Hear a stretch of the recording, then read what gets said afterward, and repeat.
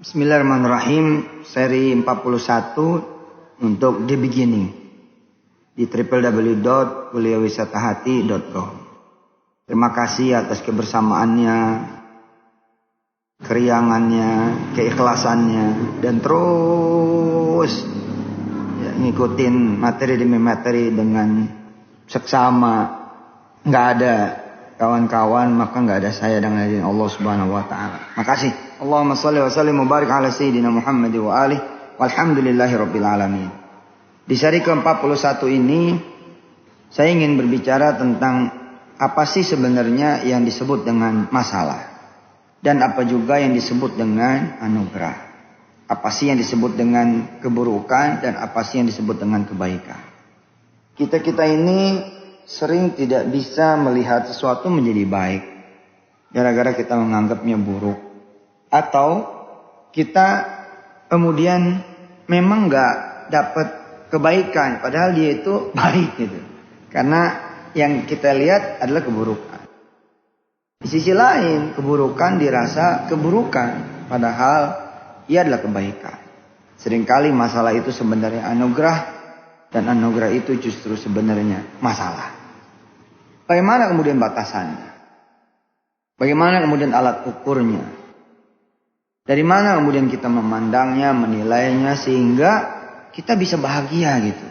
Kita bisa happy, bisa senang ketika melihat yang sehari-hari disebut sebagai keburukan atau masalah oleh sebagian manusia. Ya orang sering kasihan gitu kan ngelihat seseorang yang lain. Lu kasihannya gue ngelihat lu nih banyak difitnah, banyak diomongin orang, banyak dijelekin orang. Sisi lain sebenarnya, andai orang-orang tahu, orang ngiri menjadi dia. Karena dia ini mendapatkan begitu banyak rahmah. Begitu banyak kemudian mendapatkan keberkahan. Mendapatkan ma'unah dari Allah, pertolongan. Mendapatkan banyak rizki, karunia dan nikmat. Justru karena diomongin orang, dijelekin orang habis-habisan. Dipergunjingkan, dibicarakan aibnya yang belum tentu ada. Dibicarakan kesalahan dan keburukan yang belum tentu ada. Mungkin hanya perbedaan pandangan saja. Perbedaan sudut pandang saja. Atau kemudian malah informasinya nggak utuh nyampe ke tangan yang ngomongin. Yang ngomongin itu juga tidak kelas 1, melainkan ya A3, A4, A5 alias dia sebenarnya juga dapat dari orang lain. Kita sering kasihan melihat orang yang kemudian terlempar, terbuang dari pekerjaannya, dari kantornya, dari pabriknya, dari lembaganya, dari sekolahnya, dari kampusnya, dari kesatuannya. Padahal justru dia sedang menerima anugerah Allah yang lain. Jadi sebenarnya lebih harus dikasihani itu kita gitu, nggak dapat apa-apa. Iya gitu. Benar itu. Di perkara yang lain itu banyak orang-orang yang kemudian memberi selamat kepada seseorang karena dianggapnya menerima anugerah. Ya, atau ngiri kepada seseorang karena dianggapnya banyak menerima anugerah. Padahal ternyata dia sedang menerima masalah. Dia sedang duduk, berdiri, tidur di atas dipan, bangku, masalah. Tapi karena alat ukurnya adalah berbeda, alat ukurnya adalah dunia, ya dianggapnya bukan masalah. Wallahu a'lam bishawab. Baik. Ternyata definisinya sederhana aja kalau menurut saya sih gitu ya. Yang dhaif ini, yang lemah ini dengan izin Allah dan Allah berikan kekuatan, berikan Allah kemudian kecerdasan, Allah berikan bimbingan, petunjuk gitu ya. Bahwa yang disebut dengan masalah itu adalah ketika kita jauh dari Allah, ketika kita lupa sama Allah. Itulah masalah. Bagaimanapun nanti rupa dan bentuknya. Sekali lagi disebut masalah itu atau disebut keburukan itu adalah ketika kemudian kita jauh dari Allah, ketika kita lupa sama Allah. Kita naik derajat, naik pangkat, naik karir, naik jabatan, tapi kita lupa sama Allah. Kita jadi jauh sama Allah. Itulah masalah. Itulah keburukan. Kita dapat harta, kita dapat rumah, kita dapat mobil, kita dapat kemudian handphone, kita dapat TV yang baru, kita dapat kemudian barang-barang elektronik yang bagus, kita dapat kemudian segala bentuk dunia gitu ya. Tapi di saat yang sama kita melupakan Allah, jauh dari Allah. Nah sebenarnya kita sedang bermasalah. Tambah lagi kemudian naiknya, tambah lagi dapatnya. Tambah lagi banyaknya, tambah lagi tinggi, luas dan besarnya. Maka bertambah pula lah sebenarnya masalah kita. bertambahlah sebenarnya keburukan kita. Jadi kalau ada orang yang dihentikan oleh Allah, sesungguhnya itu baik sekali buat dia, karena tidak bakal sampai menjadi keraknya neraka. Na'udzubillahi min dzalik. Jadi ketika kita kebuka pintu rizki, dapat proyek, ya bahkan terlaksana dengan sangat baik, sampai kemudian ke penagihan, tapi ternyata gitu ya, kita jauh dari Allah, kita lupa sama Allah, maka kita berada di dalam ihwal atau keadaan atau situasi atau kondisi yang kita ini sebenarnya bermasalah, buruk, ada keburukan. Maka kesebalikannya, kawan-kawan yang dirahmati Allah, kawan-kawan di www.kuliahwisatahati.com, kesebalikannya, kapan sih disebut kemudian kebaikan, keberuntungan, anugerah?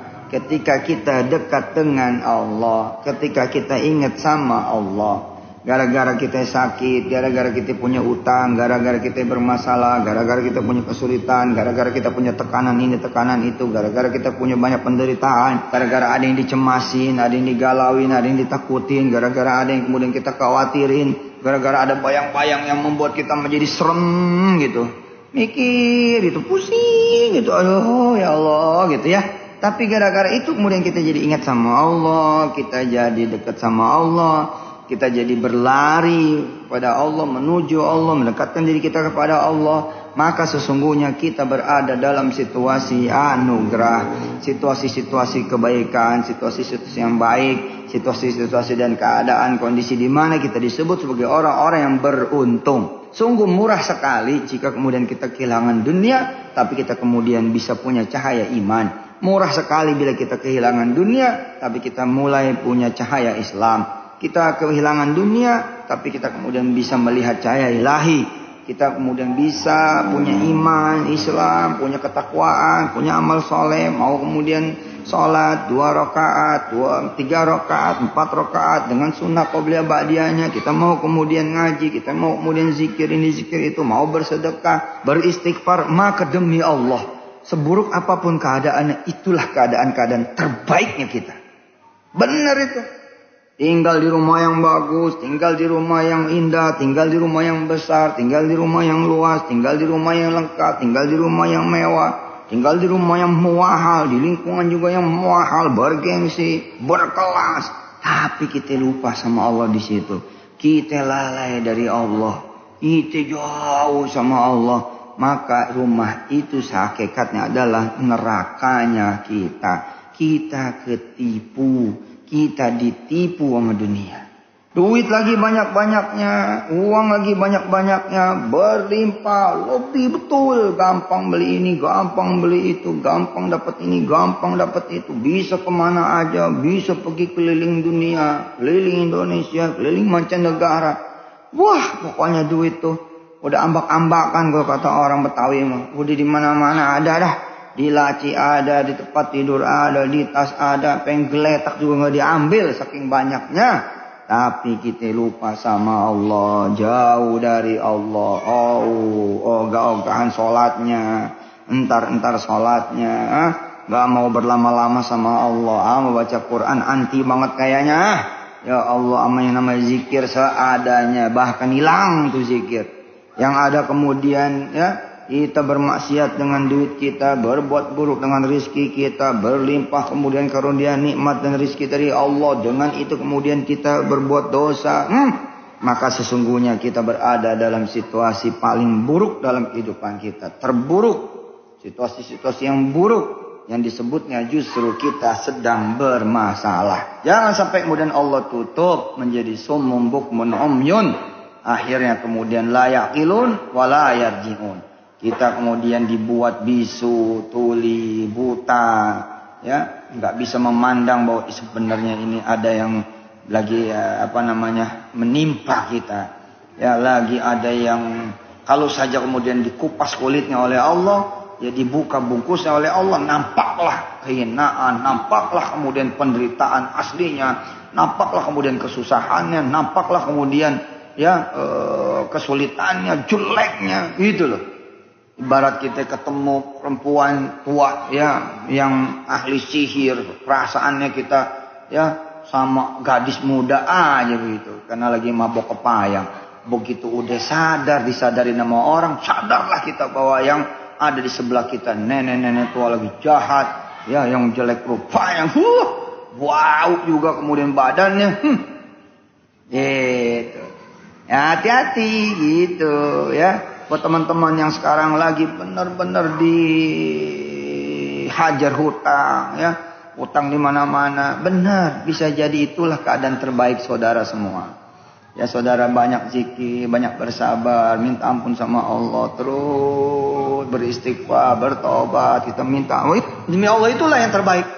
Insya Allah nggak bohong, hasil itu nggak bohong. Udahlah, sekarang banyak kecewain orang, tapi insya Allah besok kita akan membuat orang lain itu senang, orang lain berterima kasih, sudah kemudian menjadi sahabat kita, ya, bisa bersahabat dengan kita, bisa berkenalan dengan kita, demi Allah udah insya Allah baik-baik saja insya Allah. Ya, teman-teman yang lagi hina, yang lagi dikecilin, yang lagi lemah, dibikin lemah sama orang, dihadang, dihajar, diterjang karena badai, udah tenang.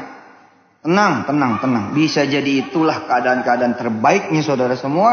Jangan kecil hati, jangan putus asa. Kita butuh keadaan-keadaan itu yang membuat kita kemudian menjadi ingat sama Allah, dekat sama Allah. Kita bisa berlari menuju Allah. Kita bisa berada di dalam pelukannya Allah, di dekapannya Allah, insya Allah. Dan nanti ada episode di mana kita mengatakan, makasih ya Allah, duniaku baik, akhiratku juga baik. Nanti kita akan sampai pada keadaan yang disebut oleh Allah, fid dunya hasanah wa fil akhirati hasanah, dan bahkan waqina adzabannar. Kita bukan cuma baik di dunia dan baik di akhirat, tapi kita juga terhindar dari api neraka. Hadirin yang dirahmati Allah, alat ukur inilah yang saudara pakai. Tapi Ustaz, saya sih insya Allah nerima. Ya udahlah. Udah terima ya terima gitu. Mau diapain ya terima. Diusir dari kontrakan. Udah, itu yang terbaik. Ingat pelajaran yang kemarin, baik sangka. Udah, insya Allah. Ya, teman-teman yang masih pada lempeng hidupnya, yang masih pada lurus, yang masih pada banyak harta, ya, berkelimpahan, berkecukupan, sejahtera, makmur. Insya Allah saya doain. Yang saya doain itu bukan neraka. Itu surga dunia yang Allah percikan saja ketika di dunia ini. Untuk kita sama-sama tahu, belum lagi kita dapat surga beneran, kita udah begitu. Ya, udah indah hidupnya. Udah banyak berlimpahan, rizki, nikmat, karunia. Yang penting, waktunya sholat, kita langsung sholat. Tidak kemudian langsung sholat juga, ada qobliyahnya. Tidak langsung kabur, ada ba'diyahnya. Baik itu zuhur, asar, maghrib, isya, subuh, ada duhanya. Ada sholat malamnya. Makanya saya cerewet ngingetin teman-teman semua. Sit. Ya, sedekah, salawat, istighfar, tasbih, ayo. Pagi-pagi kita keluarin sedekahnya. Kita salawat juga, kita istighfar, kita tasbih. Kalau bisa 100 dah tuh di pagi hari. Tersore juga begitu. Ayo, mana sedekahnya? Ayo, sedekahnya mana? Udah masuk sore ini. Gak semua orang bisa masuk sore. Ada yang meninggal loh. Ada yang lumpuh, ada yang stroke, gagal ginjal, jantung, dan lain sebagainya. Kanker apa, Kita masuk di sore hari dengan sehat. Bisa ngupi, bisa makan pisang, makan tape, ubi. Bisa masak bakso, masak mie. Ada enak banget dah. Kelapa, Mbah. Ya Allah, mana sedekahnya? Mana sholawatnya? Mana istighfarnya? Mana tasbihnya? Ayo baca Quran tuh. Ya, 4 surat, IM. Yasin, Ar-Rahman, Waqi Al-Mulk. Udah itu. Jangan ditinggal jadi, ya, dunia yang kita dapatkan bukan kemudian bentuk dari permainan tipu daya dunia, melainkan memang dia percikan surga yang nanti akan Allah berikan, sebenar-benar surga yang Allah wujudkan sejak di dunia.